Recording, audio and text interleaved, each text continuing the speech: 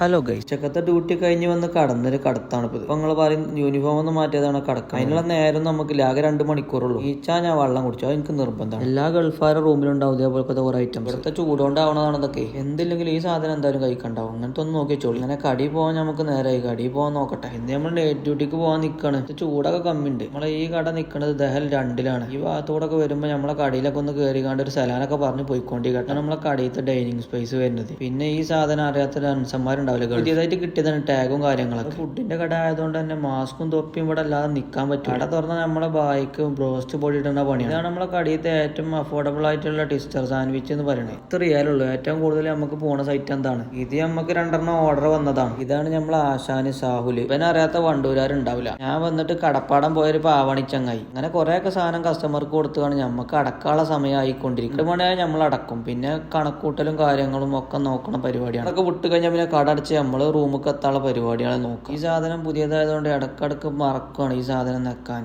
ഇത് നെക്കിയില്ലെങ്കിലും പ്രശ്നമാണ്. അങ്ങനെ കടയൊക്കെ പൂട്ടി ഞങ്ങളോട് പുറത്തേക്ക് ഇറങ്ങി. രാത്രി ഭക്ഷണം വരുന്നത് കമ്പനി വക ബ്രോസ്റ്റ് ഉണ്ട്. 15-ാം തീയതി 30-ാം തീയതി ഞങ്ങൾക്ക് ബ്രോസ്റ്റ് നിർബന്ധമാണ്. അതും കൂട്ടി ഒരു പൊടിയാണ് പിടിച്ചൊക്കെ കഴിഞ്ഞിട്ട് ഒരു പരിപാടി ഉണ്ട്. അതാണ് ഹൈലൈറ്റ്. അങ്ങോട്ട് നോക്കിക്കോ.